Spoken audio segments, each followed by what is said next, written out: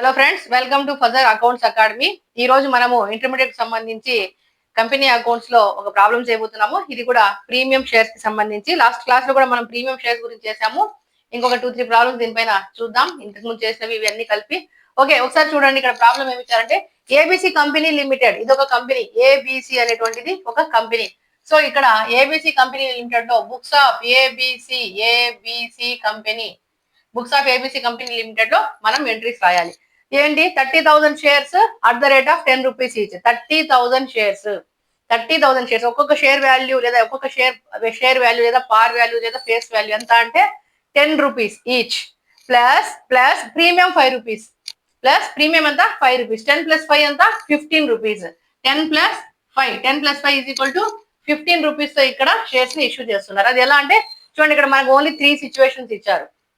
ఏమేమి ఇచ్చారు? Application 5 rupees, allotment 7 rupees, first and final గా 3 రూపీస్. ఓన్లీ 3 సిచ్యువేషన్స్ ఇచ్చారు.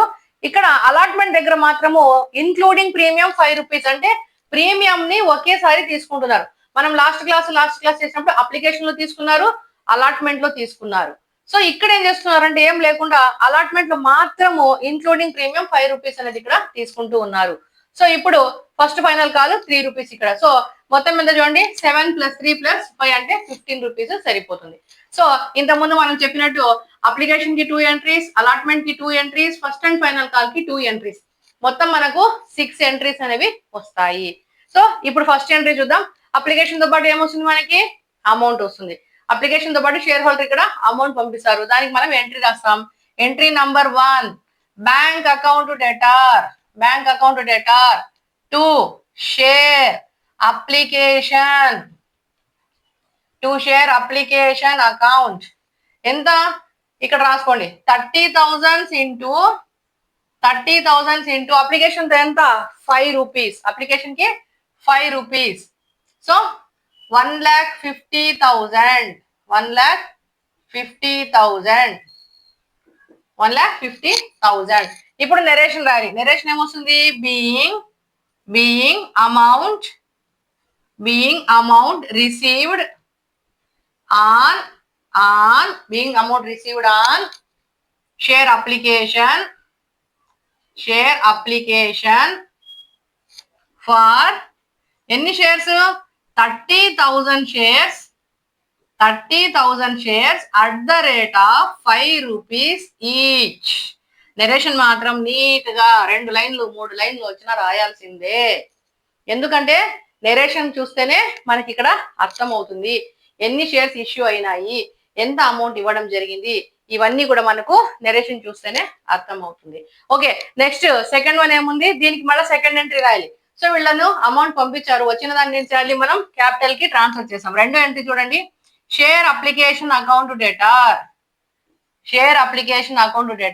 2, షేర్ క్యాపిటల్ అకౌంట్. 1,50,000. నెరేషన్ ఏంటి? బీయింగ్ అమౌంట్ ఏం చేయాలి? Transferred to. దేనికి? Transferred to share capital account. Share capital account. Being amount transferred to share capital account. ఎన్ని? Share capital account of 30,000 shares at the rate of 5 rupees each. Narration మీకు ఇష్టం వచ్చినట్లు రాసుకోండి, neat గా రాయండి, నోట్ చేసుకోండి. So narration వచ్చేసి neat గా మీకు అర్థమయ్యే విధంగా, సో ఉన్న నెరేషన్ కి మనం ఏదైతే ఎంట్రీ రాసామో దానికి సంబంధించిన నెరేషన్ మనం రాసుకోవాలి. సో ఇక్కడ 2 ఎంట్రీస్ రాసేసాం. సో అప్లికేషన్ కి ఎంట్రీస్ రాసేసాం. నెక్స్ట్ ఏంటి? అలాట్మెంట్ కి రాయాలి. అలాట్మెంట్ టైంలో ఏమైంది? ఇక్కడ ప్రీమియం అనేది వస్తుంది. ఓకే, ఇప్పుడు థర్డ్ ఎంట్రీ, ఫోర్త్ ఎంట్రీ రాయాలి. మనం థర్డ్ ఎంట్రీ, ఫోర్త్ ఎంట్రీ రాయాలి. దేనికి? అలాట్మెంట్ కి సంబంధించి రాయాలి. అలాట్మెంట్ లో ఏం రాయాలి చూద్దాం.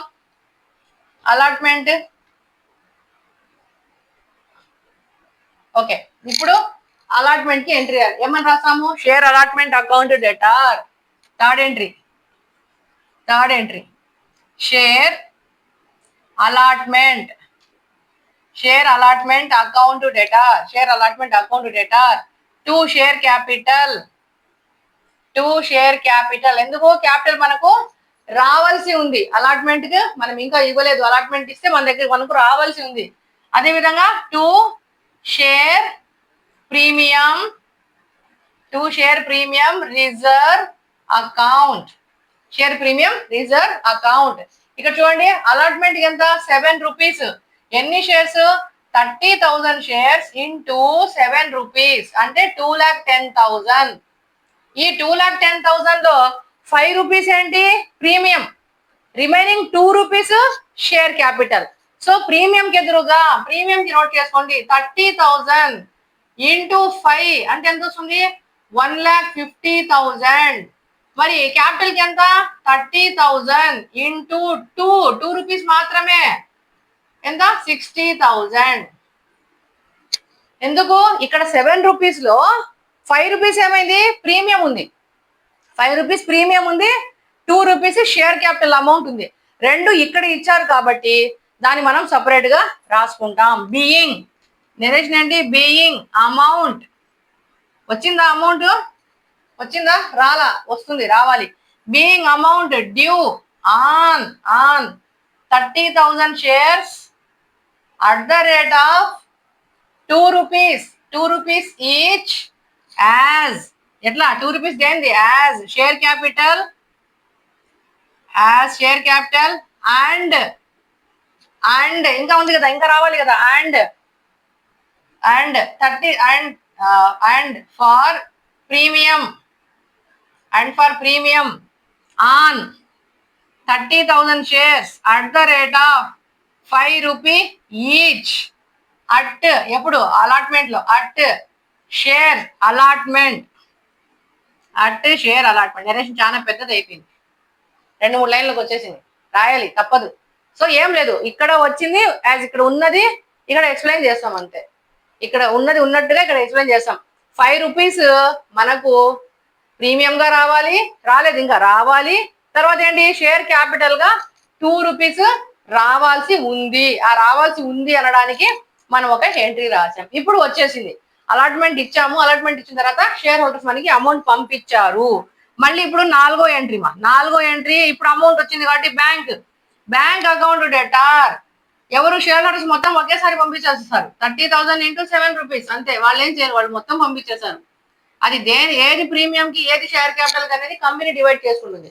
So bank account debtor 30,000 to share allotment account, to share allotment account. Same అమౌంటే వచ్చేస్తుంది. ఇక్కడికి ప్రీమియం గురించి ఏం రాయము, ఎందుకంటే షేర్ హోల్డర్ ఏం చేస్తాడు? మొత్తం పంపించేస్తాడు. సో పంపించిన దాన్ని మనం డివైడ్ చేసుకుంటాం. Okay. Narration. Being amount received, being amount received on 30,000 shares, being amount received on 30,000 shares at the rate of 7 rupees each, at the rate of 7 rupees each, including మళ్ళా premium చూపించాలి ఇక్కడ. 7 rupees each including 5 rupees premium చూపించాలి. Premium 5 rupees దాంట్లో కలిసి ఉంది అనేది చూపించేస్తాం, రాసేస్తాం ఇక్కడ. 7 rupees each including 5 rupees premium at ఎప్పుడు వచ్చింది? Share allotment, share allotment, share allotment. Narration 2-3 లైన్లు వస్తుంది. మన నెరేషన్ తో కొంచెం నీట్ గా రాయాలి, బాగా రాసుకోవాలి, మనం అది చూసి అర్థం చేసుకోవాలి. ఓకే. ఇప్పుడు ఇది ఇక్కడ అలాట్మెంట్ కి సంబంధించి 2 ఎంట్రీస్ రాసేసాం. అలాట్మెంట్ కి సంబంధించి 2 ఎంట్రీస్ రాసేసాం. ఇకపోతే థర్డ్ చూద్దాం. First and final call. First and final call కు ఎంట్రీ రాయాలి. సో ఇప్పుడు 4 ఎంట్రీస్ అయిపోయినాయి, ఇంకా 2 ఎంట్రీస్ వస్తే ప్రాబ్లం అయిపోతుంది. ఆ 2 ఎంట్రీస్ ఏంటి ఒకసారి చూద్దాం. ఇంతకుముందు ప్రాబ్లం లో అప్లికేషన్ టైంలో ప్రీమియం వచ్చింది, అలాట్మెంట్ టైంలో ప్రీమియం వచ్చింది, కానీ ఇక్కడ డైరెక్ట్ గా అలాట్మెంట్ లో ప్రీమియం ఇచ్చాడు, కానీ మిగతా ఇక్కడ ప్రీమియం గురించి చెప్పలేదు. సో ఇప్పుడు మనము 5th ఎంట్రీ రాయాలి. 5th ఎంట్రీ దేనికి రాయాలి? ఫస్ట్ అండ్ ఫైనల్ కాల్ కి రాసుకోవాలి. So share first and final call, first and final call account debtor to share capital to share capital account. Share capital account ఎన్ని shares? 30,000 shares into 3 ఎంత? 90,000. 90,000. ఇప్పుడు narration రాద్దాం. ఇప్పుడు narration ఏముంది? Simple గా రాయాలి. నెరేషన్ బీయింగ్ అమౌంట్ వచ్చింది. Amount రాలా, amount due. Being amount due on 30,000 shares at the rate of 3 rupees each at shares first and final call.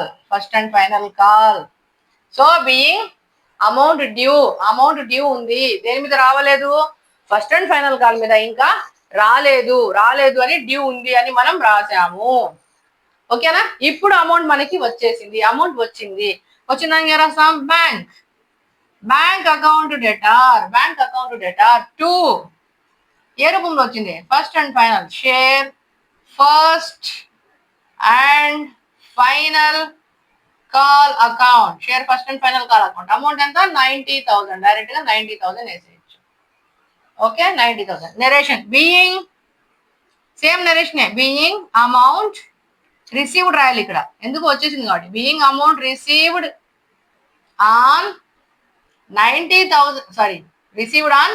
30,000 shares.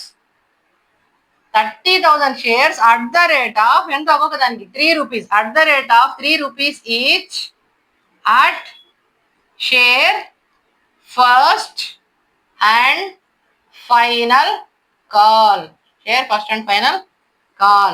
ఇక్కడ మనకు 6 ఎంట్రీస్ వచ్చాయి. సో 5, 6. ఓకే, 6 ఎంట్రీలు అయిపోయింది. ప్రతి ఎంట్రీ మీరు క్రాస్ చెక్ చేస్తే కూడా వచ్చేది ఏంటి అంటే బ్యాంక్ అకౌంట్ డేటార్. ప్రతి ఎంట్రీని క్రాస్ చెక్ చేయండి. Bank account debtor to share capital account. ఇది మనం ప్రతి ప్రాబ్లంలో మీకు చూపిస్తున్నాం. సో మీరు ఇంటర్మీడియట్ రాసినప్పుడు ఏముంటుంది? Entry cash account debtor to capital account అని రాశారు. అప్పట్లో cash account debtor to capital account అనేది రాశారు. ఇక్కడ క్యాష్ ఏమైంది? క్యాష్ కి బదులు బ్యాంక్ వచ్చింది. క్యాపిటల్ ఉన్న ప్లేస్ లో షేర్ క్యాపిటల్ వచ్చింది. Entry same. ఇక్కడ క్యాష్ బ్యాంక్ అయింది, బ్యాంక్ క్యాష్ అయింది. ఇక్కడ షేర్ క్యాపిటల్ ఉంది, ఇక్కడ క్యాపిటల్ ఉంది. ఎంట్రీ ఒకటి. ఇప్పుడు క్రాస్ చెక్ చూద్దాము. ఇది కూడా మనకి టాలీ అయిపోతుంది చూడండి. సో ఓవరాల్ మనకు వచ్చేది ఏమంటే మనకి క్యాపిటల్ రావాలి.